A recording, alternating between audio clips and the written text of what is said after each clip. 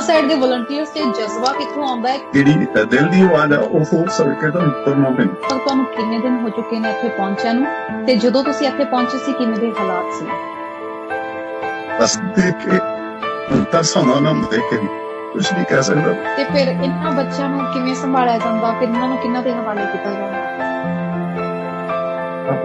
ਦੇਖਿਆ ਨਹੀਂ ਜਾਂਦਾ ਕਿ ਛੋਟੇ ਛੋਟੇ ਬੱਚੇ ਹੁੰਦੇ ਨੇ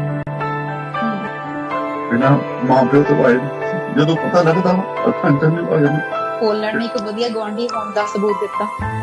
ਇਹਨਾਂ ਨੇ ਮਿਸਾਲ ਕਾਇਮ ਕਰ ਦਿੱਤੀ ਕਿ ਗੁਆਂਢੀ ਵਧੀਆ ਗੁਆਂਢੀ। ਸਤਿ ਸ਼੍ਰੀ ਅਕਾਲ ਜੀ, ਤੁਸੀਂ ਦੇਖ ਰਹੇ ਹੋ ਹਮਦਰ ਟੀਵੀ। ਮੈਂ ਹਾਂ ਤਰਨਜੀਤ ਕੌਰ ਘੁੰਮਣ। ਜਿਵੇਂ ਕਿ ਤੁਸੀਂ ਜਾਣਦੇ ਹੋ ਕਿ ਯੂਕਰੇਨ ਅਤੇ ਰੂਸ ਦੇ ਵਿੱਚ ਜੋ ਹਾਲਾਤ ਬਣੇ ਹੋਏ ਨੇ, ਪੂਰੀ ਦੁਨੀਆ ਦੀਆਂ ਨਜ਼ਰਾਂ ਇਸ ਵਕਤ ਉਸ ਉੱਤੇ ਟਿਕੀਆਂ ਹੋਈਆਂ ਨੇ। ਸੋ ਜਦੋਂ ਇਹ ਹਾਲਾਤ ਬਣੇ ਸੀ ਉਸ ਵਕਤ ਬਹੁਤ ਸਾਰੇ ਭਾਰਤੀ ਸਟੂਡੈਂਟਸ ਵੀ ਉੱਥੇ ਫਸੇ ਹੋਏ ਸੀ, ਬਹੁਤ ਸਾਰੇ ਇੰਡੀਅਨਸ ਵੀ ਫਸੇ ਹੋਏ ਸੀ। ਭਾਰਤ ਸਰਕਾਰ ਵੱਲ ਵੀ ਨਿਗਾਹ ਕੀਤੀ ਹੋਈ ਸੀ ਕਿ ਕੀ ਹੁੰਦਾ ਆ। ਜਦੋਂ ਵੀ ਦੁਨੀਆ ਵਿੱਚ ਕਿਤੇ ਵੀ ਕੋਈ ਆਪਦਾ ਹੁੰਦੀ ਆ, ਅਜਿਹੇ ਹਾਲਾਤਾਂ ਵਿੱਚ ਕੋਈ ਹੋਰ ਪਹੁੰਚੇ ਨਾ ਪਹੁੰਚੇ, ਖਾਲਸਾ ਏਡ ਵਾਲੇ ਉਹਨਾਂ ਥਾਵਾਂ ਤੇ ਜ਼ਰੂਰ ਜਾਂਦੇ ਨੇ। ਆਪਣੀ ਜਾਨ ਨੂੰ ਖਤਰੇ ਵਿੱਚ ਪਾ ਕੇ ਵਲੰਟੀਅਰਸ ਹਮੇਸ਼ਾ ਅਜਿਹੀਆਂ ਥਾਵਾਂ ਤੇ ਜਾਂਦੇ ਨੇ ਜਿੱਥੇ ਵੀ ਮਦਦ ਦੀ ਲੋੜ ਹੁੰਦੀ ਹੈ। ਸੋ ਜਦੋਂ ਗੱਲ ਆਉਂਦੀ ਹੈ ਰੂਸ ਅਤੇ ਯੂਕਰੇਨ ਦੀ, ਤਾਂ ਅਜਿਹੇ ਹਾਲਾਤਾਂ ਵਿੱਚ ਵੀ ਖਾਲਸਾ ਏਡ ਪਿੱਛੇ ਨਹੀਂ ਹਟਿਆ ਤੇ ਖਾਲਸਾ ਏਡ ਦੇ ਵਲੰਟੀਅਰਸ ਇਸ ਵਕਤ ਉੱਥੇ ਵੀ ਪਹੁੰਚੇ ਹੋਏ ਨੇ ਤੇ ਉੱਥੇ ਵੀ ਮਦਦ ਦੀਆਂ ਪੂਰੀਆਂ ਕੋਸ਼ਿਸ਼ਾਂ ਕੀਤੀਆਂ ਜਾ ਰਹੀਆਂ ਨੇ। ਜਿੰਨੀ ਮਦਦ ਪਹੁੰਚਾਈ ਜਾ ਸਕਦੀ ਹੈ ਖਾਲਸਾ ਏਡ ਦੇ ਵਲੰਟੀਅਰਸ ਉੱਥੇ ਪਹੁੰਚਾ ਰਹੇ ਨੇ। ਇੱਕ ਅਜਿਹੀ ਸਾਡੇ ਨਾਲ ਇਸ ਵਕਤ ਵਲੰਟੀਅਰ ਮੌਜੂਦ ਨੇ ਖਾਲਸਾ ਏਡ ਦੇ, ਜੋ ਕਿ ਕੈਨੇਡਾ ਤੋਂ ਬਿਲੋਂਗ ਕਰਦੇ ਨੇ, ਪਰ ਇਸ ਵਕਤ ਖਾਲਸਾ ਏਡ ਦੇ ਵਲੰਟੀਅਰ ਉੱਥੇ ਪਹੁੰਚੇ ਹੋਏ ਨੇ ਤੇ ਯੂਕਰੇਨ ਦੇ ਵਿੱਚ ਜੋ ਫਸੇ ਹੋਏ ਨੇ, ਸਟਕ ਹੋਏ ਨੇ ਲੋਕ, ਪੋਲੈਂਡ ਦੇ ਬਾਰਡਰ ਤੇ ਇਸ ਵਕਤ ਹੈਗੇ ਨੇ ਤੇ ਉੱਥੇ ਕਿਸ ਪ੍ਰਕਾਰ ਦੀਆਂ ਸੇਵਾਵਾਂ ਦਿੱਤੀਆਂ ਜਾ ਰਹੀਆਂ ਨੇ ਖਾਲਸਾ ਏਡ ਵੱਲੋਂ, ਇਹਦੇ ਬਾਰੇ ਸਾਡੇ ਨਾਲ ਗੱਲਬਾਤ ਕਰਾਂਗੇ। ਅਸੀਂ ਗੱਲ ਕਰਾਂਗੇ, ਸਾਡੇ ਨਾਲ ਜੁੜ ਚੁੱਕੇ ਨੇ ਸ਼ੇਰ ਸਿੰਘ ਗਰੇਵਾਲ, ਜੋ ਕਿ ਖਾਲਸਾ ਏਡ ਦੇ ਵਲੰਟੀਅਰ ਨੇ ਕੈਨੇਡਾ ਤੋਂ, ਇਸ ਵਕਤ ਪੋਲੈਂਡ ਵਿੱਚ ਮੌਜੂਦ ਨੇ। Sher Singh ji, welcome to ਹਮਦਰ TV, ਬਹੁਤ ਬਹੁਤ ਸਵਾਗਤ ਹੈ ਤੁਹਾਡਾ। ਵਾਹਿਗੁਰੂ ਜੀ ਕਾ ਖਾਲਸਾ, ਵਾਹਿਗੁਰੂ ਜੀ ਕੀ ਫਤਿਹ। ਸਾਰੇ ਹਮਦਰਦ ਟੀਮ ਦਾ ਬਹੁਤ ਬਹੁਤ ਧੰਨਵਾਦ ਤੇ ਸਾਰਿਆਂ ਨੂੰ ਥੈਂਕ ਯੂ। ਸ਼ੇਰ ਸਿੰਘ ਜੀ, ਸਭ ਤੋਂ ਪਹਿਲਾਂ ਤਾਂ ਤੁਹਾਡੇ ਤੋਂ ਇਹ ਪੁੱਛਣਾ ਚਾਹੁੰਦੇ ਆ ਕਿ ਖਾਲਸਾ ਏਡ ਜਦੋਂ ਵੀ ਕਿਤੇ ਹੜ੍ਹ ਆ ਜੇ, ਕੋਈ ਭੂਚਾਲ ਆ ਜੇ, ਕਿਤੇ ਅਗਜ਼ਨੀ ਦੀ ਘਟਨਾ ਹੋ ਜੇ, ਕਿਤੇ ਜੰਗ ਲੜ ਜੇ, ਕੋਈ ਹੋਰ ਪਹੁੰਚੇ ਨਾ ਪਹੁੰਚੇ, ਖਾਲਸਾ ਏਡ ਦੇ ਵਲੰਟੀਅਰਸ ਉੱਥੇ ਹਮੇਸ਼ਾ ਪਹੁੰਚਦੇ ਨੇ। ਖਾਲਸਾ ਏਡ ਦੇ ਵਲੰਟੀਅਰਸ ਤੇ ਜਜ਼ਬਾ ਕਿੱਥੋਂ ਆਉਂਦਾ ਹੈ ਕਿ ਆਪਦੀ ਜਾਨ ਨੂੰ ਮੁਸ਼ਕਿਲ ਚ ਪਾ ਕੇ ਅਜਿਹੀਆਂ ਜੋਖਿਮ ਵਾਲੀਆਂ ਥਾਵਾਂ ਤੇ ਪਹੁੰਚਦੇ ਨੇ? ਇਹ ਖਾਲਸਾ ਏਡ ਦਾ ਏਮ ਹੀ ਇਹ ਹੈ ਜੀ, ਜਦੋਂ ਵੀ ਭਾਈ ਰਵੀ ਸਿੰਘ ਹੋਣਾ ਨੇ ਜਦੋਂ ਇਹਨੂੰ ਹੋਂਦ ਦੇ ਵਿੱਚ ਲਿਆਂਦਾ ਖਾਲਸਾ ਏਡ ਨੂੰ, ਉਹਨਾਂ ਦਾ ਮੇਨ ਕਾਰਨ ਇਹ ਸੀ ਵੀ ਲੋੜਵੰਦ ਜਿਹੜੇ ਲੋਕ ਆ ਉਹਨਾਂ ਦੀ ਹੈਲਪ ਕੀਤੀ ਜਾਵੇ। ਤੇ ਉਹ ਗੁਰੂ ਸਾਹਿਬ ਨੇ ਸਾਡੇ ਅੰਦਰ ਜਜ਼ਬਾ ਭਰਿਆ ਹੋਇਆ ਤੇ ਇਸ ਕਰਕੇ ਹਮੇਸ਼ਾ ਹੀ ਜਿੰਨੇ ਵੀ ਵਲੰਟੀਅਰ ਨੇ, ਜਿੱਥੇ ਮਰਜੀ ਜਿਸ ਤਰ੍ਹਾਂ ਦਾ ਮਰਜੀ ਔਖਾ ਕੰਮ ਹੋਵੇ, ਉਹ ਹਮੇਸ਼ਾ ਰੈਡੀ ਰਹਿੰਦੇ ਨੇ ਹਰੇਕ ਜਗ੍ਹਾ ਜਾਣ ਦੇ ਲਈ। ਪਰ ਤੁਹਾਨੂੰ ਕਿੰਨੇ ਦਿਨ ਹੋ ਚੁੱਕੇ ਨੇ ਇੱਥੇ ਪਹੁੰਚਿਆ ਨੂੰ, ਤੇ ਜਦੋਂ ਤੁਸੀਂ ਇੱਥੇ ਪਹੁੰਚੇ ਸੀ ਕਿਵੇਂ ਦੇ ਹਾਲਾਤ ਸੀ? ਹਾਲਾਤ ਤੇ ਕਿਆ ਨਹੀਂ ਸਕਦੇ ਚਾਹੀਦਾ। ਬਿਲਕੁਲ, ਆਪਦੇ ਘਰਾਂ ਨੂੰ ਛੱਡਣਾ ਸੌਖਾ ਨਹੀਂ ਹੁੰਦਾ। ਆਪਣੇ ਖੁਦ ਹੀ ਹੱਥੀਂ ਵਸਾਏ ਹੋਏ ਘਰ ਜਦੋਂ ਏਦਾਂ ਛੱਡ ਕੇ ਜਾਣਾ ਹੁੰਦਾ ਆ, ਤੇ ਬਿਨਾਂ ਕਿਸੇ ਕਸੂਰ ਦੇ ਜਦੋਂ ਗੋਲੀਆਂ ਵੱਜਦੀਆਂ ਨੇ। ਹਾਂਜੀ, ਬਸ ਦੇਖ ਕੇ ਤਰਸ ਆਉਂਦਾ ਨਾ, ਦੇਖ ਕੇ ਕੁਝ ਨਹੀਂ ਕਹਿ ਸਕਦਾ ਜੀ। ਸ਼ੇਰ ਸਿੰਘ ਜੀ, ਅਸੀਂ ਤਾਂ ਇੱਥੇ ਬੈਠੇ ਤੁਹਾਡੀਆਂ ਗੱਲਾਂ ਸੁਣ ਕੇ ਇੰਨੇ ਭਾਵੁਕ ਹੋ ਰਹੇ ਹਾਂ। ਉਹਨਾਂ ਹਾਲਾਤਾਂ ਨਾਲ ਤੁਸੀਂ ਦੋ ਚਾਰ ਹੋ ਰਹੇ ਹੋ, ਉੱਥੋਂ ਦੇ ਲੋਕਾਂ ਨੂੰ ਤੁਸੀਂ ਦੇਖ ਰਹੇ ਹੋ। ਉੱਥੇ ਛੋਟੇ ਛੋਟੇ ਬੱਚੇ ਵੀ ਨੇ, ਕਈਆਂ ਤਾਂ ਅਜਿਹੇ ਹੋਣਗੇ ਜਿਹੜੇ ਆਪਣੇ ਪਰਿਵਾਰਾਂ ਤੋਂ ਵੀ ਪਤਾ ਨਹੀਂ ਮੁੜ ਕੇ ਕਦੋਂ ਮਿਲਣਗੇ, ਕਦੋਂ ਨਹੀਂ ਮਿਲਣਗੇ। ਸੋ ਖਾਲਸਾ ਏਡ ਦੀ ਗੱਲ ਕਰੀਏ, ਇਸ ਵਕਤ ਕਿਸ ਤਰ੍ਹਾਂ ਦੀ ਸੇਵਾ ਖਾਲਸਾ ਏਡ ਇਸ ਵਕਤ ਮੁਹੱਈਆ ਕਰਵਾ ਰਿਹਾ? ਖਾਲਸਾ ਏਡ ਵੱਲੋਂ ਸਾਰੀਆਂ ਸੇਵਾਵਾਂ ਦਿੱਤੀਆਂ ਜਾਂਦੀਆਂ ਜੀ। ਜਿਸ ਤਰ੍ਹਾਂ ਦੀ ਵੀ ਲੋੜ ਕਿਸੇ ਨੂੰ ਹੁੰਦੀ ਹੈ ਉਸੇ ਤਰ੍ਹਾਂ ਦਾ ਹੀ ਅਰੇਂਜ ਕਰ ਦਿੱਤਾ ਜਾਂਦਾ ਜੀ। ਜ਼ਿਆਦਾਤਰ ਫੂਡ ਦਾ ਵੀ ਸੇਵਾ ਕਰ ਰਹੇ ਹਾਂ, ਜਿਹੜੀ ਇੱਥੇ ਹੁਣ ਕਰ ਰਹੇ ਹਾਂ ਰਿਫਿਊਜੀ ਕੈਂਪ ਦੇ ਵਿੱਚ, ਤੇ ਉਹਨਾਂ ਨੂੰ ਹੌਟ ਮੀਲ ਨਹੀਂ ਮਿਲਦੀ, ਉਹ ਪ੍ਰੋਵਾਈਡ ਕਰ ਰਹੇ ਹਾਂ ਅਸੀਂ ਹੌਟ ਮੀਲ। ਇੱਥੇ ਤਾਂ ਕਿ ਐਵਰੀ ਡੇ ਸਾਰਿਆਂ ਨੂੰ ਆਪਾਂ ਮੀਲ ਪ੍ਰੋਵਾਈਡ ਕਰਦੇ ਹਾਂ ਜੀ। ਜਿਵੇਂ ਤੁਸੀਂ ਗੱਲ ਕੀਤੀ ਹੈ ਕਿ ਉੱਥੋਂ ਦੇ ਹਾਲਾਤ ਬਿਆਨ ਨਹੀਂ ਕੀਤੇ ਜਾ ਸਕਦੇ, ਮੈਂ ਜ਼ਰੂਰ ਪੁੱਛਣਾ ਚਾਹੁੰਦੀ ਹਾਂ ਕਿ ਜਿਵੇਂ ਮੈਂ ਪਹਿਲਾਂ ਵੀ ਗੱਲ ਕੀਤੀ ਸੀ ਕਿ ਗੋਲੀ ਕਿਸੇ ਨੂੰ ਦੇਖ ਕੇ ਨਹੀਂ ਵੱਜਦੀ ਹੈਗੀ ਵੀ ਕਿ ਸਾਹਮਣੇ ਵਾਲਾ ਬੰਦਾ ਸੇਵਾ ਕਰ ਰਿਹਾ ਜਾਂ ਕੀ ਕਰ ਰਿਹਾ। ਆਪਣੀ ਜਾਨ ਨੂੰ ਖਤਰੇ 'ਚ ਪਾ ਕੇ ਉਰੇ ਵਲੰਟੀਅਰ ਕਰਨ ਲਈ ਤੁਸੀਂ ਪਹੁੰਚੇ ਹੋ, ਸੋ ਖੁਦ ਦੀ ਜਾਨ ਵੀ ਤਾਂ ਖਤਰੇ ਵਿੱਚ ਹੈਗੀ ਆ। ਦੂਜੀ ਗੱਲ ਹੈ ਕਿ ਘਰਦਿਆਂ ਨੇ ਨਹੀਂ ਉਦੋਂ ਕਿਹਾ ਸੀ ਜਦੋਂ ਤੁਸੀਂ ਨਿਕਲੇ ਹੋ ਯੂਕਰੇਨ ਵੱਲ ਨੂੰ ਰੁਖ ਕੀਤਾ ਕਿ ਵੀ ਉੱਥੇ ਹਾਲਾਤ ਸਹੀ ਨਹੀਂ ਹੈਗੇ, ਵੀ ਹਜੇ ਨਾ ਜਾਓ, ਥੋੜੇ ਹਾਲਾਤ ਠੀਕ ਹੋ ਲੈਣ ਤੋਂ? ਹਾਂਜੀ, ਕਰਦੇ ਤਾਂ ਕਹਿੰਦੇ ਹੁੰਦੇ ਨੇ ਜਿਹੜੀ ਦਿਲ ਦੀ ਆਵਾਜ਼ ਆ ਉਹ ਫੋਰਸ ਸੜਕੇ ਤੋਂ ਤੁਰਨਾ ਪੈਂਦਾ। ਬਿਲਕੁਲ। ਹਾਂਜੀ ਅਸੀਂ ਦਿਲ ਦੀ ਆਵਾਜ਼ ਸੁਣ ਕੇ ਤੇ ਪਹੁੰਚੇ ਜਿਹੜੇ ਵੀ ਅਸੀਂ ਆਏ। ਸ਼ੇਰ ਸਿੰਘ ਜੀ, ਜਦੋਂ ਉੱਥੋਂ ਦੇ ਹਾਲਾਤਾਂ ਦੀ ਗੱਲ ਕਰਦੇ ਆ, ਪੋਲੈਂਡ ਸਰਕਾਰ ਕਿੰਨਾ ਸਹਿਯੋਗ ਕਰ ਰਹੀ ਹੈ? ਕਿਉਂਕਿ ਪੋਲੈਂਡ ਦੇ ਜ਼ਰੀਏ ਬਹੁਤ ਸਾਰੇ ਲੋਕ ਉੱਥੋਂ ਦੀ ਨਿਕਲ ਰਹੇ ਨੇ, ਹਨਾ, ਉੱਥੋਂ ਦੀ ਇੱਕ ਰੈਸਕਿਊ ਬਣਾਇਆ ਗਿਆ ਵਾ। ਸੋ ਉੱਥੇ ਜਦੋਂ ਲੋਕੀ ਪਹੁੰਚ ਰਹੇ ਨੇ, ਸਭ ਤੋਂ ਜ਼ਿਆਦਾ ਜ਼ਰੂਰਤ ਉਹਨਾਂ ਨੂੰ ਕਿਸ ਚੀਜ਼ ਦੀ ਹੈ? ਜੇਕਰ ਜਿਹੜੇ ਸਾਡੇ ਇਸ ਵਕਤ ਦਰਸ਼ਕ ਦੇਖ ਰਹੇ ਨੇ, ਕੁਝ ਕਰਨਾ ਚਾਹੁੰਦੇ ਆ, ਕੋਈ ਹੈਲਪ ਕਰਨਾ ਚਾਹੁੰਦੇ ਆ, ਕਿਹੜੀ ਚੀਜ਼ ਦੀ ਇਸ ਵਕਤ ਜ਼ਿਆਦਾ ਜ਼ਰੂਰਤ ਆ? ਕੱਪੜਿਆਂ ਦੀ, ਖਾਣ ਪੀਣ ਦੀ, ਕਿਸ ਚੀਜ਼ ਦੀ? ਐਕਚੁਅਲ ਦੇ ਵਿੱਚ ਪੋਲੈਂਡ ਦੀ ਸਰਕਾਰ ਬਹੁਤ ਜ਼ਿਆਦਾ ਹੈਲਪ ਕਰ ਰਹੀ ਹੈ। ਉਹਨਾਂ ਨੇ ਸਪੈਸ਼ਲ ਬੱਸਾਂ ਲਾ ਦਿੱਤੀਆਂ। ਹੁਣ ਪਹਿਲਾਂ ਸ਼ੁਰੂ ਦੇ ਵਿੱਚ ਪ੍ਰੋਬਲਮ ਸੀ, ਜਦੋਂ ਖਾਲਸਾ ਨੇ ਆ ਕੇ ਸ਼ੁਰੂ ਕੀਤਾ ਉੱਥੋਂ, ਉਦੋਂ ਬੱਸਾਂ ਨਹੀਂ ਸੀਗੀਆਂ। ਖਾਲਸਾ ਨੇ ਬੱਸਾਂ ਪ੍ਰੋਵਾਈਡ ਕੀਤੀਆਂ ਸਪੈਸ਼ਲੀ ਆਪਣੇ ਲੋਕਾਂ ਨੂੰ, ਕਿਉਂਕਿ ਇਹ ਜਿਹੜੇ ਇੱਥੇ ਯੂਕਰੇਨ ਵਾਲੇ ਉਹਨਾਂ ਨੂੰ ਤਾਂ ਇਹ ਲਈ ਆਉਂਦੇ ਸੀ, ਪਰ ਜਿਹੜੇ ਇੰਡੀਅਨ ਲੋਕ ਸੀ ਉਹਨਾਂ ਦੀ ਨਹੀਂ ਸੀ ਕੋਈ ਹੈਲਪ ਕਰ ਰਿਹਾ ਸੀ। ਤੇ ਇਸ ਕਰਕੇ ਖਾਲਸਾ ਨੇ ਫਿਰ ਸਾਰੀਆਂ ਬੱਸਾਂ ਦਾ ਅਰੇਂਜ ਕੀਤਾ, ਹੋਟਲਾਂ ਦੇ ਵਿੱਚ ਉਹਨਾਂ ਨੂੰ ਠਹਿਰਾਇਆ ਤੇ ਗਾਂ ਜਿੱਥੇ ਉਹ ਜਾਣਾ ਚਾਹੁੰਦੇ ਸੀ ਉਸ ਹਿਸਾਬ ਨਾਲ ਉਹਨਾਂ ਨੂੰ ਉੱਥੇ ਪਹੁੰਚਾਇਆ। ਤੇ ਜਿਹੜੀ ਪੋਲਿਸ਼ ਸਰਕਾਰ ਹੈਗੀ ਆ ਉਹ ਬਹੁਤ ਜ਼ਿਆਦਾ ਹੈਲਪ ਕਰ ਰਹੀ ਆ। ਅਸੀਂ ਤਾਂ ਵੇਖ ਕੇ ਹੈਰਾਨ ਹੁੰਦੇ ਆ ਵੀ ਕੋਈ ਵੀ ਗਵਰਨਮੈਂਟ ਇੰਨੀ ਹੈਲਪ ਨਹੀਂ ਕਰ ਸਕਦੀ ਜਿੰਨੀ ਮਤਲਬ ਇਹ ਹੈਲਪ ਕਰ ਰਹੇ ਨੇ। ਇਹ ਕੋਈ ਪ੍ਰੋਬਲਮ ਹੈ ਜੀ ਪਹਿਲਾਂ ਆਪਣੀ ਗੱਲ ਕੰਪਲੀਟ ਕਰਿਓ ਤੁਸੀਂ ਜੀ। ਇੱਥੇ ਕੋਈ ਪ੍ਰੋਬਲਮ ਆ ਹੌਟ ਮੀਲ ਦੀ, ਇਹਨਾਂ ਨੂੰ ਉਹ ਹੁਣ ਖਾਲਸਾ ਇੱਥੇ ਇਹਨਾਂ ਨੂੰ ਪ੍ਰੋਵਾਈਡ ਕਰ ਰਹੀ ਹੈ। ਅਸੀਂ ਕੱਲ ਬਾਰਡਰ ਤੋਂ ਵੀ ਆਏ ਆ, ਬਾਰਡਰ ਤੇ ਵੀ, ਕਿਉਂਕਿ ਉੱਥੇ ਵੀ ਚੱਲ ਰਹੀ ਸੀ ਸੇਵਾ, ਪਰ ਉੱਥੇ ਹੁਣ ਇੰਨੀਆਂ ਜ਼ਿਆਦਾ ਮਤਲਬ ਏਡਸ ਪਹੁੰਚ ਚੁੱਕੀਆਂ ਨੇ, ਸੇਵਾ ਕਰਨ ਵਾਲੀ ਇੰਨੇ ਪਹੁੰਚ ਚੁੱਕੇ ਆ ਵੀ ਉੱਥੇ ਉਹਨੇ ਬੰਦੇ ਨਹੀਂ ਆ ਰਹੇ ਜਿੰਨੇ ਉੱਥੇ ਵਲੰਟੀਅਰ ਹੈਗੇ ਆਲਰੇਡੀ। ਤੇ ਇੱਥੇ ਲੋੜ ਸੀ ਤੇ ਇਸ ਕਰਕੇ ਖਾਲਸਾ ਨੇ ਫਿਰ ਜਿਹੜਾ ਕੈਂਪ ਇੱਥੇ ਕਰ ਲਿਆ ਵੀ ਜਿੱਥੇ ਜ਼ਿਆਦਾ ਲੋੜ ਆ ਉੱਥੇ ਉਹਨਾਂ ਨੂੰ ਸਾਰੀ ਸਹੂਲਤ ਦਿੱਤੀ ਜਾਵੇ। ਸ਼ੇਰ ਸਿੰਘ ਜੀ, ਇਹ ਹਾਲਾਤ, ਇਹ ਮੰਜ਼ਰ ਜੋ ਤੁਸੀਂ ਇਸ ਵਕਤ ਦੇਖ ਰਹੇ ਹੋ, ਇਹਨਾਂ ਨੂੰ ਕਦੇ ਭੁੱਲ ਪਾਉਂਗੇ? ਦੇਖਿਆ ਨਹੀਂ ਜਾਂਦਾ ਕਿ ਇਹ ਵੀ ਛੋਟੇ ਛੋਟੇ ਬੱਚੇ ਹੁੰਦੇ ਜੀ, ਬਿਨਾਂ ਮਾਂ ਪਿਓ ਤੋਂ ਆਏ ਨੇ, ਜਦੋਂ ਪਤਾ ਲੱਗਦਾ ਅੱਖਾਂ ਚ ਹੰਝੂ ਆ ਜਾਂਦੇ। ਤੇ ਫਿਰ ਇਹਨਾਂ ਬੱਚਿਆਂ ਨੂੰ ਕਿਵੇਂ ਸੰਭਾਲਿਆ ਜਾਂਦਾ? ਫਿਰ ਇਹਨਾਂ ਨੂੰ ਕਿਹਨਾਂ ਦੇ ਹਵਾਲੇ ਕੀਤਾ ਜਾਂਦਾ? ਉਹ ਉਹਨਾਂ ਦੇ ਪੇਰੈਂਟਸ ਇੰਸਟਰਕਸ਼ਨਾਂ ਦੇ ਕੇ ਭੇਜਦੇ ਨੇ ਨਾਲ ਵੀ ਉਹਨਾਂ ਨੇ ਕਿੱਥੇ ਭੇਜਣਾ ਇਹਨਾਂ ਨੂੰ। ਓਕੇ, ਉਹਦੇ ਹਿਸਾਬ ਨਾਲ ਉਹਨਾਂ ਨੂੰ ਪ੍ਰੋਵਾਈਡ ਕਰਦੇ ਆ ਜਗ੍ਹਾ, ਜਿਹੜੀ ਵੀ ਕੰਟਰੀ ਚ ਉਹਨਾਂ ਨੇ ਭੇਜਣਾ ਚਾਹੁੰਦੇ ਆ ਉੱਥੇ ਭੇਜਦੇ ਨੇ। ਸਾਰੇ ਮੁਲਕਾਂ ਦੀਆਂ ਬੱਸਾਂ ਇੱਥੇ ਲੱਗੀਆਂ ਹੋਈਆਂ ਨੇ ਜੀ, ਜਿੰਨੇ ਵੀ ਮੁਲਕ ਨੇ ਸਾਰੇ ਮੁਲਕਾਂ ਦੀਆਂ ਬੱਸਾਂ ਇੱਥੇ ਆ ਰਹੀਆਂ ਨੇ, ਇੱਥੋਂ ਰਫੀਜਾਂ ਨੂੰ ਅੱਗੇ ਲੈ ਕੇ ਜਾ ਰਹੀਆਂ। ਯੂਕੇ, ਫਰਾਂਸ, ਆਪਣੇ ਆਸਟਰੀਆ, ਬੈਲਜੀਅਮ, ਜਰਮਨੀ, ਇਹ ਸਾਰੇ ਦੇਸ਼ਾਂ ਦੀਆਂ ਬੱਸਾਂ ਇੱਥੇ ਆ ਰਹੀਆਂ ਜੀ। ਸ਼ੇਰ ਸਿੰਘ ਜੀ, ਇਸ ਵਕਤ ਜਦੋਂ ਯੂਕਰੇਨ ਦੀ ਗੱਲ ਆਉਂਦੀ ਆ, ਅਜਿਹੇ ਹਾਲਾਤ ਬਣੇ ਹੋਏ ਨੇ, ਉੱਥੇ ਬੰਬ ਚੱਲ ਰਹੇ ਨੇ, ਉੱਥੇ ਗੋਲੀਆਂ ਚੱਲ ਰਹੀਆਂ ਨੇ, ਤੇ ਕੋਈ ਵੀ ਗੋਲੀ ਬੰਦੇ ਨੂੰ ਨਹੀਂ ਵੇਖਦੀ ਕਿ ਕੋਈ ਵਲੰਟੀਅਰ ਹੈ, ਕੋਈ ਨਾਗਰਿਕ ਹੈ, ਕੋਈ ਸੈਨਾ ਦੇ ਵਿੱਚ ਹੈ। ਸੋ ਜਦੋਂ ਤੁਹਾਡੀ ਗੱਲ ਆਉਂਦੀ ਆ, ਕੈਨੇਡਾ ਤੋਂ ਤੁਸੀਂ ਹੈਗੇ ਹੋ, ਉੱਥੇ ਤੁਸੀਂ ਯੂਕਰੇਨ ਦੇ ਵਿੱਚ ਹਾਲਾਤਾਂ ਨੂੰ ਦੇਖਦੇ ਹੋਏ, ਸਭ ਨੂੰ ਪਤਾ ਸੀ ਅਜਿਹੇ ਹਾਲਾਤ ਨੇ, ਉੱਥੇ ਤੱਕ ਤੁਸੀਂ ਕਿੱਦਾਂ ਪਹੁੰਚੇ? ਕੀ ਕੋਈ ਆਪਣਾ ਨਾਮ ਪਹਿਲਾਂ ਪੇਸ਼ਕਸ਼ ਕੀਤੀ ਜਾਂਦੀ ਹੈ ਕਿ ਅਸੀਂ ਉੱਥੇ ਜਾਣਾ ਚਾਹੁੰਦੇ ਹਾਂ, ਸੇਵਾ ਕਰਨੀ ਚਾਹੁੰਦੇ ਹਾਂ? ਕਿਵੇਂ ਉੱਥੇ ਤੱਕ ਪਹੁੰਚਣ ਦਾ ਸਬਬ ਬਣਿਆ? ਖਾਲਸਾ ਦੀ ਜੋ ਟੀਮ ਹੈ ਕੈਨੇਡਾ ਵਾਈਡ, ਉਹ ਪਹਿਲਾਂ ਤੁਹਾਨੂੰ ਪੁੱਛਦੇ ਆ ਜਾਣ ਵਾਸਤੇ, ਜੇ ਤੁਸੀਂ ਰੇਡੀਓ ਜਾਣ ਦੇ ਲਈ ਤੇ ਤੁਸੀਂ ਆਪਣਾ ਨਾਮ ਭੇਜ ਸਕਦੇ ਹੋ। ਆਲ ਓਵਰ ਕੈਨੇਡਾ ਹੁਣ ਆਪਣੇ ਵਲੰਟੀਅਰ ਪਹੁੰਚੇ ਹੋਏ ਨੇ। ਕੈਨੇਡਾ ਤੋਂ 6 ਜਾਣੇ ਅਸੀਂ ਆਏ ਹਾਂ, ਭੈਣ ਜੀ ਨੇ, ਤੇ 4 ਜਾਣੇ ਟੋਰਾਂਟੋ ਤੇ ਨੇ, ਮੈਂ ਵਿਨੀਪੈਗ ਤੋਂ ਹਾਂ ਜੀ। ਤੇ ਉਹਨਾਂ ਨੇ ਫਿਰ ਵੱਖੋ ਜਗ੍ਹਾ ਤੋਂ ਜਿਹੜੇ ਵੀ ਜਾਣ ਲਈ ਤਿਆਰ ਹੋਏ ਸਾਰਿਆਂ ਨੂੰ ਉਹਨਾਂ ਨੇ ਇੱਕ ਫਲਾਈਟ ਦੇ ਵਿੱਚ ਕਰਕੇ ਸਾਨੂੰ ਸਾਰਿਆਂ ਨੂੰ ਇੱਥੇ ਭੇਜਿਆ ਜੀ। ਜਦੋਂ ਤੁਸੀਂ ਇੱਥੇ ਪਹੁੰਚੇ ਸੀ, ਇਸ ਵਕਤ ਕਰੰਟ ਸਿਚੁਏਸ਼ਨ ਦੀ ਤੁਹਾਡੀ ਗੱਲ ਕਰਾਂ ਤਾਂ ਇਸ ਵਕਤ ਕਿੱਥੇ ਤੁਸੀਂ ਹੈਗੇ ਹੋ? ਕਿੱਥੇ ਤੁਹਾਡਾ ਇਸ ਵਕਤ ਕੈਂਪ ਲੱਗਿਆ ਹੋਇਆ ਵਾ? ਅਸੀਂ ਇਸ ਵੇਲੇ ਵਰਸਾ, ਜਿਹੜੀ ਕੈਪੀਟਲ ਸਿਟੀ ਆ ਪੋਲੈਂਡ ਦੀ, ਉੱਥੇ ਆ। ਸਭ ਤੋਂ ਪਹਿਲਾਂ ਜਦੋਂ ਇੱਥੇ ਜੰਗ ਦੇ ਹਾਲਾਤ ਸੀਗੇ, ਜਦੋਂ ਆ ਕੇ ਸ਼ੁਰੂ ਕੀਤਾ 26 ਤਰੀਕ ਨੂੰ ਆਪਣੇ ਪਹਿਲੇ ਵਲੰਟੀਅਰ ਜਿਹੜੇ ਯੂਕੇ ਤੋਂ ਪਹੁੰਚੀ ਸੀ ਟੀਮ, ਤੇ ਉਹਨਾਂ ਨੇ ਬਾਰਡਰ ਦੇ ਯੂਕਰੇਨ ਐਂਡ ਪੋਲੈਂਡ ਦੇ ਬਾਰਡਰ ਤੇ ਜਾ ਕੇ ਸੇਵਾ ਸ਼ੁਰੂ ਕੀਤੀ। ਤੇ ਉੱਥੋਂ ਜਿੰਨੇ ਵੀ ਆਪਣੇ ਸਟੂਡੈਂਟ ਸੀਗੇ ਉਹਨਾਂ ਨੂੰ ਲਿਆਂਦਾ, ਸਾਰਿਆਂ ਨੂੰ ਬੱਸਾਂ ਦੇ ਵਿੱਚ ਲੈ ਕੇ ਹੋਟਲਾਂ ਦੇ ਵਿੱਚ ਠਹਿਰਾਇਆ ਤੇ ਗਾਂ ਉਹਨਾਂ ਨੂੰ ਪਹੁੰਚਾਇਆ। ਤੇ ਇਸ ਤਰ੍ਹਾਂ ਉੱਥੋਂ ਸੇਵਾ ਸ਼ੁਰੂ ਕੀਤੀ ਗਈ। ਤੇ ਫਿਰ ਪਹਿਲਾਂ ਰਸ਼ ਬਹੁਤ ਜ਼ਿਆਦਾ ਸੀ, ਬੰਦਾ ਉੱਥੇ ਕੋਈ ਨਹੀਂ ਸੀ ਵਲੰਟੀਅਰ ਕਰਨ ਦੇ ਵਾਸਤੇ। ਇਸ ਖਾਲਸਾ ਦੀ ਟੀਮ ਸੀ ਸਭ ਤੋਂ ਪਹਿਲਾਂ ਉੱਥੇ ਪਹੁੰਚੀ, ਤੇ ਹੌਲੀ ਹੌਲੀ ਲੋਕ ਹੋਰ ਏਡਸ ਜਿਹੜੀਆਂ ਉੱਥੇ ਪਹੁੰਚਣ ਲੱਗ ਗਈਆਂ, ਕਾਫੀ ਸਾਰੀ ਏਡਸ ਉੱਥੇ ਪਹੁੰਚ ਗਈਆਂ। ਤੇ ਇਹਨਾਂ ਨੇ ਵੀ ਜਿਹੜੇ ਰਿਫਿਊਜੀ ਸੀਗੇ ਉਹ ਸਾਰੇ ਸ਼ਿਫਟ ਕਰ ਦਿੱਤੇ ਇੱਥੇ ਆਪਣੇ ਕੈਪੀਟਲ ਸਿਟੀ ਦੇ ਵਿੱਚ, ਵਰਸਾ ਦੇ ਵਿੱਚ। ਇੱਥੇ ਆਲਮੋਸਟ 10,000 ਬੰਦਾ ਹੈਗਾ ਤੇ 7,000 ਪੀਪਲ ਨੂੰ ਆਪਾਂ ਖਾਲਸਾ ਏਡ ਵੱਲੋਂ ਫੀਡ ਕਰ ਰਹੇ ਹਾਂ ਜੀ।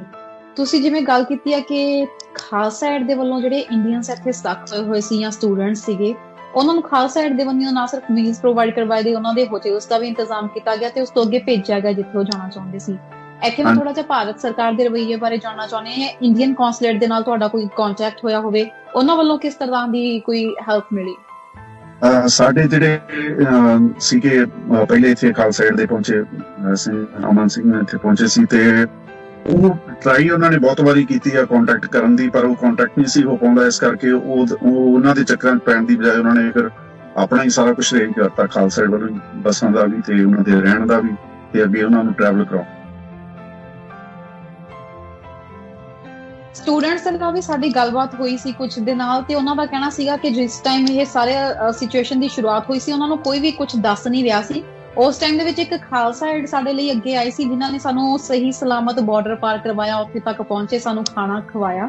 ਸੋ ਸਟੂਡੈਂਟਸ ਇਸ ਵਕਤ ਤੁਹਾਡੇ ਨਾਲ ਕਿੰਨੇ ਕੁ ਸਟੂਡੈਂਟਸ ਨਾਲ ਰਾਬਤਾ ਕਾਇਮ ਹੋਇਆ ਜਾਂ ਖਾਲਸਾ ਏਡ ਨੇ ਹੁਣ ਤੱਕ ਕਿੰਨੇ ਕੁ ਸਟੂਡੈਂਟਸ ਦੀ ਹੈਲਪ ਕੀਤੀ ਹੈ ਤੇ ਉਹਨਾਂ ਨੂੰ ਵਾਪਸ ਮੰਜ਼ਿਲਾਂ ਤੇ ਪਹੁੰਚਾਇਆ?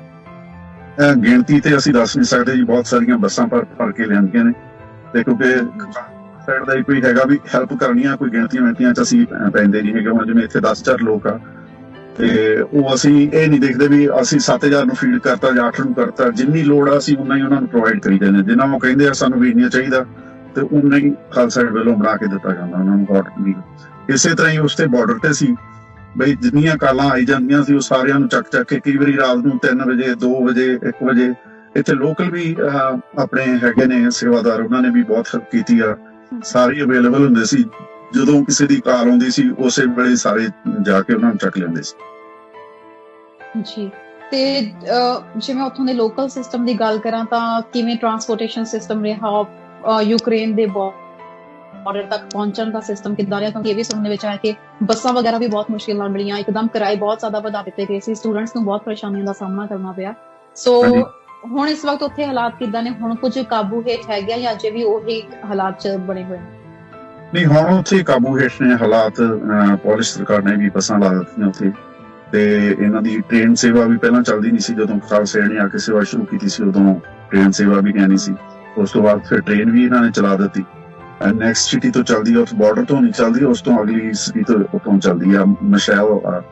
ਅਸੀਂ ਮਡੀਕਾ ਬਾਰਡਰ ਤੇ ਸੀਗੇ, ਆਪਣੇ ਖਾਲਸਾ ਏਡ ਦਾ ਸੀਗਾ ਜਿਹੜਾ, ਤੇ ਹੋਰ ਦੂਸਰੇ ਬਾਰਡਰਾਂ ਤੇ ਵੀ ਸੇਵਾ ਚੱਲ ਰਹੀ ਆ। ਉਹ ਸਿਟੀਆਂ ਦੇ ਵਿੱਚ ਵੀ ਹੁਣ ਜਿਹੜੇ ਇੱਥੇ ਲੋਕਲ ਸੇਵਾਦਾਰ ਹੈ ਉਹ ਦੂਸਰੀਆਂ ਲੋਕਲ ਸਿਟੀਆਂ ਤੋਂ ਵੀ ਸ਼ੁਰੂ ਕਰਨ ਲੱਗੇ ਨੇ।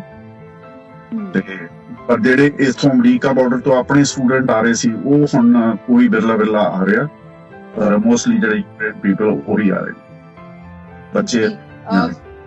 ਤੁਹਾਡੇ ਆਪਦੇ ਸਟੇ ਦਾ ਸਰ ਕਿਵੇਂ ਇੰਤਜ਼ਾਮ ਕੀਤਾ ਗਿਆ ਵਾ, ਜੇ ਮੈਂ ਪੁੱਛਾਂ? ਕਿਉਂਕਿ ਉੱਥੇ ਸੇਵਾ ਕਰ ਰਹੇ ਹੋ, ਦਿਨ ਰਾਤ ਤੁਸੀਂ ਸੇਵਾ ਕਰ ਰਹੇ ਹੋ, ਤੁਹਾਡੀ ਆਪਦੀ ਸੇਫਟੀ ਵੀ ਬਹੁਤ ਜ਼ਰੂਰੀ ਆ ਤੇ ਆਪਦੇ ਠਹਿਰਨ ਦਾ ਪ੍ਰਬੰਧ ਵੀ। ਸੋ ਤੁਸੀਂ ਕਿੱਥੇ ਰੁਕ ਰਹੇ ਹੋ, ਕਿੱਥੇ ਸਟੇ ਕੀਤਾ ਹੋਇਆ?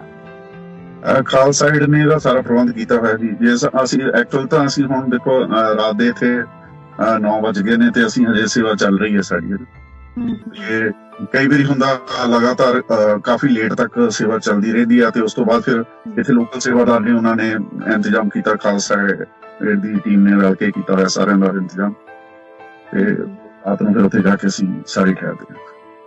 ਤੁਹਾਡੇ ਤੱਕ ਸਮਾਨ ਕਿਵੇਂ ਪਹੁੰਚਦਾ ਹੋ ਰਿਹਾ ਸਰ? ਜਿਹੜਾ ਜਿਵੇਂ ਗੱਲ ਹੋ ਰਹੀ ਹੈ ਕਿ ਤੁਸੀਂ ਜਿਸ ਤਰੀਕੇ ਦੀ ਮੀਲਸ ਪ੍ਰੋਵਾਈਡ ਕਰਵਾ ਰਹੇ ਹੋ, ਇਹ ਸਾਰਾ ਰਾਸ਼ਨ ਪਾਣੀ ਤੁਹਾਡੇ ਤੱਕ ਕਿੱਦਾਂ ਪਹੁੰਚਦਾ ਹੋ ਰਿਹਾ?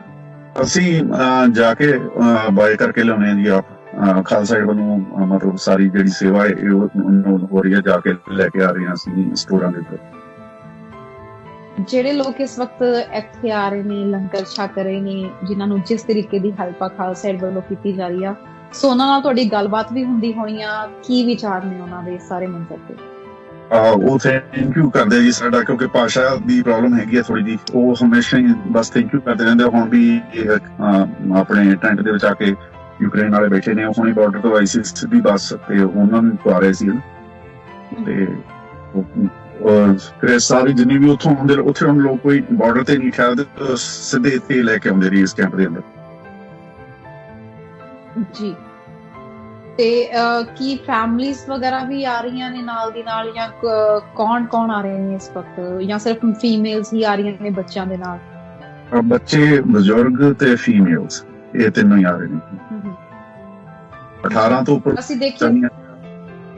ਓਕੇ। ਹਾਂਜੀ, ਤੇ 60 ਸਾਲ 18 ਤੋਂ ਲੈ ਕੇ 60 ਸਾਲ ਦੇ ਵਿੱਚ ਕੋਈ ਨਹੀਂ ਆ ਰਿਹਾ, ਤੇ 60 ਸਾਲ ਤੋਂ ਉੱਪਰ ਆ ਰਹੇ ਨੇ, ਤੇ ਜਾਂ ਫਿਰ ਲੇਡੀਜ਼ ਤੇ ਬੱਚੇ। ਜੀ, ਤੁਹਾਡੀ ਇੱਥੋਂ ਦੇ ਸਥਾਨਕ ਲੋਕਾਂ ਨਾਲ ਵੀ ਗੱਲਬਾਤ ਹੋਈ ਹੋਣੀ ਆ, ਕੀ ਕਹਿਣਾ ਹੈ ਉਹਨਾਂ ਦਾ? ਜੋ ਦੋ ਮੁਲਕ ਸੀ, ਹੱਸਦੇ ਵਸਦੇ ਮੁਲਕ ਸੀ, ਜਿਸ ਤਰੀਕੇ ਦੇ ਨਾਲ ਹਾਲਾਤ ਬਣੇ ਹੋਏ ਨੇ, ਜਾਂ ਕੋਈ ਰਸ਼ੀਅਨ ਸੋਲਜਰਸ ਨਾਲ ਤੁਹਾਡੀ ਕੋਈ ਗੱਲਬਾਤ ਕਿਸੇ ਤਰੀਕੇ ਨਾਲ ਹੋਈ ਹੋਵੇ ਵੀ ਇਹ ਸਭ ਕੁਝ ਕੀ ਹੋ ਰਿਹਾ, ਕਦੋਂ ਇਹ ਸਭ ਕੁਝ ਖਤਮ ਹੋਏਗਾ, ਜਾਂ ਕਿਉਂ ਇੱਕ ਦੇਸ਼ ਨੂੰ ਬਰਬਾਦ ਕੀਤਾ ਜਾ ਰਿਹਾ? ਕੋਈ ਗੱਲਬਾਤ ਹੋਈ ਕਿਸੇ ਨਾਲ? ਰਸ਼ੀਅਨ ਸੋਲਜਰ ਨਾਲ ਨਹੀਂ ਹੋਈ ਸੀ, ਪਰ ਪੋਲਿਸ਼ ਨਾਲ, ਪੋਲੈਂਡ ਵਾਲਿਆਂ ਨਾਲ ਤੇ ਯੂਕਰੇਨ ਵਾਲਿਆਂ ਨਾਲ ਗੱਲ ਹੋਈ ਆ। ਤੇ ਪੋਲੈਂਡ ਵਾਲੇ ਜਿਹੜੇ ਲੋਕ ਵੀ ਨੇ ਲੋਕਲ, ਉਹ ਇੰਨੀ ਹੈਲਪ ਕੇ ਖੁਸ਼ ਹੁੰਦੇ ਆ ਯੂਕਰੇਨ ਵਾਲਿਆਂ ਦੀ, ਤੇ ਸਾਰੇ ਵੈਲਕਮ ਕਰ ਰਹੇ ਨੇ, ਤੇ ਇੰਨਾ ਪਿਆਰ ਨਹੀਂ ਵੇਖਿਆ ਜਿੰਨਾ ਇਹ ਲੋਕ ਦੇ ਰਹੇ ਨੇ।